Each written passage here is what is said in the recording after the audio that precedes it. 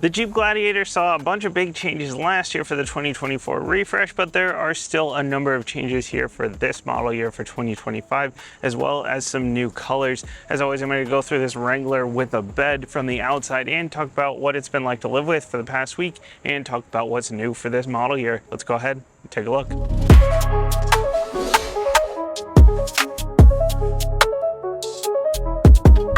My Sport S tester here is powered by a Pentastar 3.6 liter V6. This is actually one of the few naturally aspirated V6s left in the midsize truck segment, and it makes 285 horsepower, 260 pound-feet of torque. And as of right now, this is the only engine option available on the Gladiator. Later in the year, you can expect to see a 4xe, a hybrid version of the Gladiator, and I've heard rumblings of a 392 as well. So that's the HEMI V8, like the one in the Wrangler I drove last year. For 2025, there is no longer a row your own option. There is just a standard 8-speed automatic transmission, so pour one out for the manual enthusiasts. And for fuel economy, you're looking at 17 city, 22 highway. I'm averaging about 17 combined here on my part highway, part city commute. It's a mid-sized truck after all. These things don't get great fuel economy in general.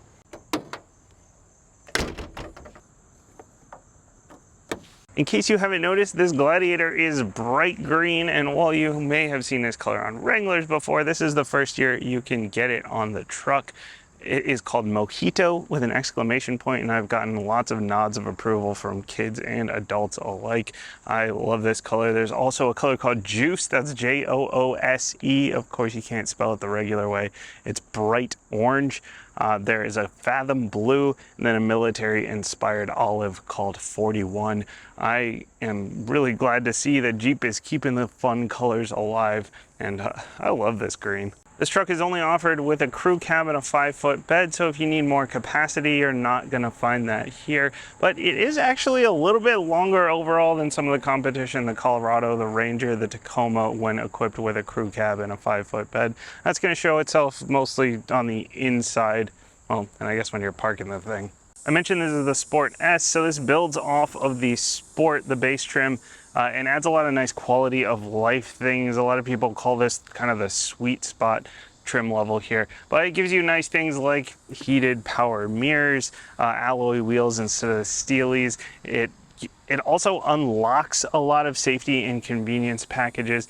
In fact, this one has a ton of stuff on it. It's got $15,000 worth of packages on top of the $41,000 base price. So we're looking right around 58 after destination. We've got LED headlights with auto high beams instead of the standard halogens, LED fog lights, LED tail lights, keyless access, remote start, blind spot detection, parking sensors, the dark sky pack, which is new for this year, gives you the painted fender flares and the performance hood. Then we've got the Gorilla Glass here on the windshield. Now, the reviews on the Gorilla Glass are pretty mixed, to say the least. So mostly negative. There are a couple of people I've seen that kind of swear by it and say it has been flawless, but a lot of people saying they're still getting chips and cracks. And you've got a flat, kind of mostly vertical, giant piece of glass. Broken windshields. It's a Jeep thing. Just make sure that you have glass coverage on your insurance. This one is also equipped with the tow and aux pack, which gets you the Class 4 trailer hitch.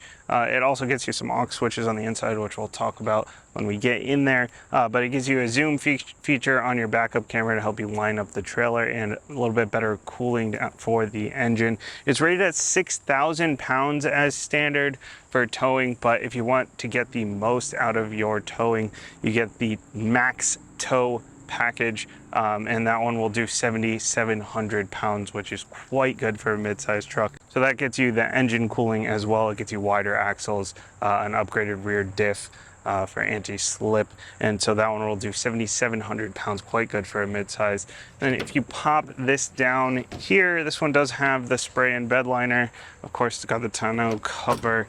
This is nice to use as kind of a trunk because it does lock up when you have the tailgate up. You can't open the tonneau cover. This is nice and easy to take off too. You just unclip it, roll it up, and then you just tie it down.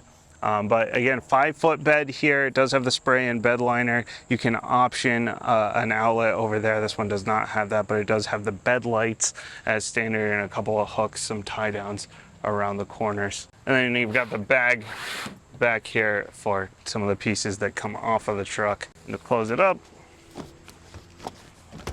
you gotta flatten this, straighten that, pull this, clip that down. This one also has the runner's option. Now, if you want rock sliders or some heavy duty protection here, you can option those as well. The skid plates underneath are standard, but this runner here is nice, not only for getting in and out, but also for dealing with the top. And I love the little Jeep logo right there. It's got it in the front and the back. My kids love that.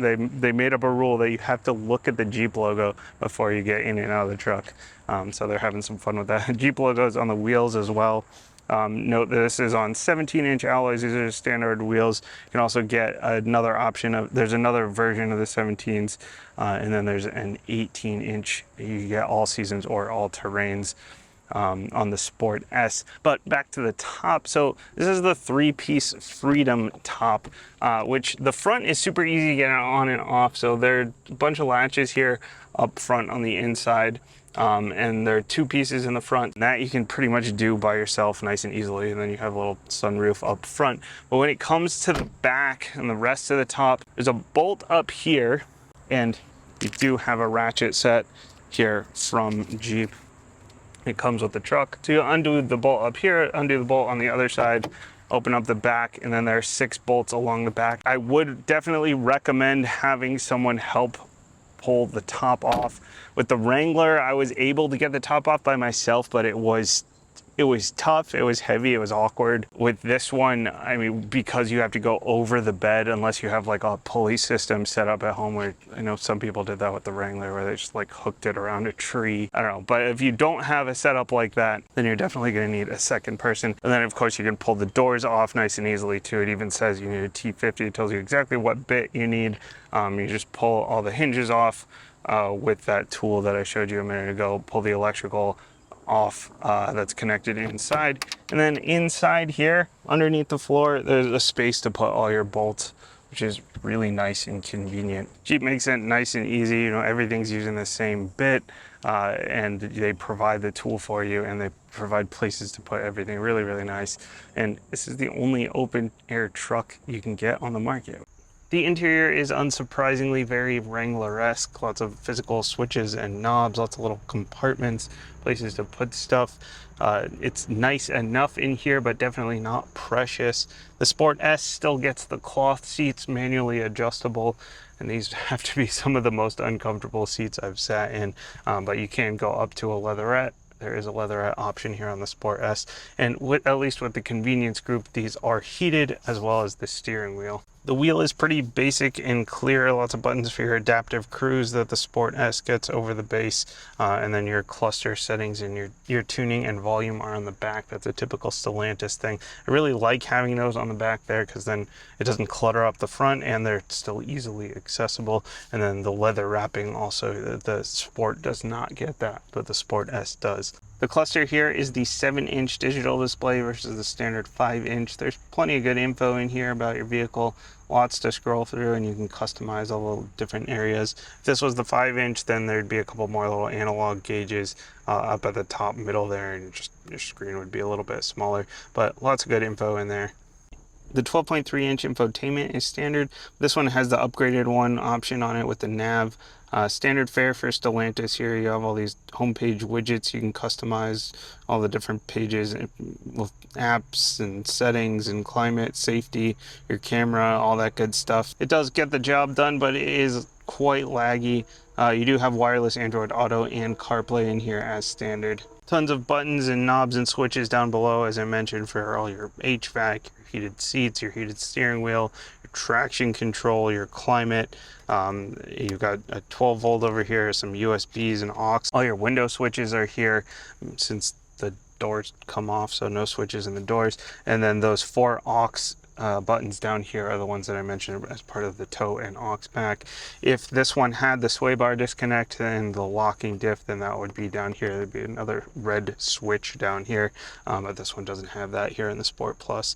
Transfer case, as I mentioned, still a lever and manual handbrake. I love the little Jeep Gladiator logo here, the little coin on top of the shifter. I love that you got the Wrangler and the Gladiator over here on the side. I love all the little Easter eggs all over the place. Nice beefy cup holders, deep and out of the way, and they're rubberized so things won't go flying. Another spot for your phone. Nice big cavernous area here, along with a USB in there, and then a little shallower spot where you can keep your toolkit. And up above, this one has the auto dimming mirror, as well as your little SOS assist and your home link up here. Also, there is a grab bar. Note there's a grab bar on the driver's side. For some reason, so many trucks don't have the grab bar on the driver's side. Makes it a little easier to get in and out here. You don't have to grab the steering wheel. And if you're a fan of getting ducked by strangers, then Gladiators can happily, or begrudgingly, I guess, participate in ducking. If you see a Wrangler or a Gladiator out that you like, or any other Jeep, I guess, and go ahead and stick a duck on their hood, stick a duck on their fender. Might make somebody's day, and don't be surprised if you find one on your car if you're out at the grocery store or out at the trails or wherever it is you may be. In the back seat's 38 inches of legroom. This is where that length comes in. I'm only 5'7", so I fit in pretty much everything, but usually in these mid-size trucks I have to squeeze to get into the back at least a little bit. But this is pretty spacious, so if you've got kids back here, if you've got average to shorter sized adults, you should be all right back here for a little while at least, and plenty of headroom. Obviously I've got unlimited headroom right now, but even with the top on, I've got pretty good space up there. Getting 3 across may be a little bit troublesome. I mean, you do have the hump here as well as the big beefy cup holders. Another Jeep logo down there, love that, and the terrain on the mats. I love all the little Easter eggs. I know I said that already, but I really like them. More window switches here. You've got a 115 volt here, a couple of USBs, and you do have vents back here as well, which is nice for when you do have the top on. Now, I mentioned there's space underneath the seats to put all your bolts and stuff. You can option a lockable storage box as well. So if you do have you know, the top off, the doors off, then you still have a lockable area underneath the seats. But there is also more space under here for some bigger stuff, so the space does go all the way across. You do have some tools down here as well, but a little bit more space there. And then when you pull it down this way, the other way, then you've got your child seat anchors back here. And actually, since this one has the upgraded Alpine audio, it also has a wireless speaker that you can pull out here, a Bluetooth speaker. The Alpine audio is not necessarily worth the upgrade. I mean, it is loud enough in here that I don't think any extra clarity is really doing anything for you. But it is nice having this extra wireless speaker, I guess. As for the drive, and there go the power locks. Power locks are now standard. They were already on the Sport S, but now the Sport gets power locks and power windows as standard. But so as for the drive, you know, it's a Jeep. Expectations aren't particularly high, but you know what? It actually drives a lot better than I expected it to. You know, there are still issues with it, but overall, it drives a lot better than I expected. So as I mentioned, we've got the Dana 44s for your axles. We've got the sport suspension on this one. 4x4 is standard, and then as I mentioned, you can get the wider axles with the different diff, the upgraded diff, if you go for the max towing package. And then if you go up into like the Mojave, the Rubicon, you get the more off-roady focused ones, then you get a different suspension setup. But this one is more kind of set up for the road, which is perfect because, as I've mentioned in the past, I'm not the off-road guy, and I'm basically just using this for my commute. It does still handle light off-roading, of course, but if you want like the big beast off-roaders, then you're going to want to go up into the Rubicon or the Mojave. So I expected it to ride pretty horribly, be depressively loud, and pretty rattly. Low bar, right? Well, it's really not that bad. It's a mid-sized truck after all, and compared to the rest of the segment, I really don't think it's any worse than 90% of the other stuff out there. I think it rides fine. The longer wheelbase certainly helps over the Wrangler. Plus, it definitely feels much more stable than the Wrangler on the highway. even though there is more flatness for the wind to hit. And sure, it's far from quiet in here, but there are no rattles coming from this 3-piece hardtop, and despite the lack of insulation anywhere, it actually isn't really much louder than the rest of the segment. When it comes to power, it's fine. The thing with turbo 4s and hybrids that are popping up all over the place is they're a lot quicker. You get more torque down low in the revs, but there's something to be said about a naturally aspirated V6 with linear and predictable power build. I mean, it's not quick, but it's not slow. It's totally fine. I do wish the transmission would downshift a little bit earlier when I put my foot into it, or that I could grab a paddle and just downshift myself. You do have the gear shifter. You can put that over into manual mode, but that's a little more cumbersome. I know I'm getting into the weeds a little bit for a truck like this. Otherwise, the transmission has been totally fine though. And now where there is an issue is the steering. I mean, it's recirculating while steering, and it's the same steering that you get in the Wrangler, so expectations, again, were not particularly high. A lot of people refer to it as vague and slow, and that's a pretty accurate description. I feel like I'm in a TV show or a movie where I'm just like constantly correcting, where they're driving like with their hands going back and forth. Like, people don't drive like that. That's how you drive a Jeep. As for safety and driver's assist stuff, as I mentioned, it's got blind spot monitoring and the rear parking sensors. Those are part of the active safety package. The Sport S gets the adaptive cruise standard, and all that stuff has worked fine. There's no lane shove, no lane tracing. There's not really a lot else in terms of driver safety on this car. There's been no buzzing, no beeping, no shoving.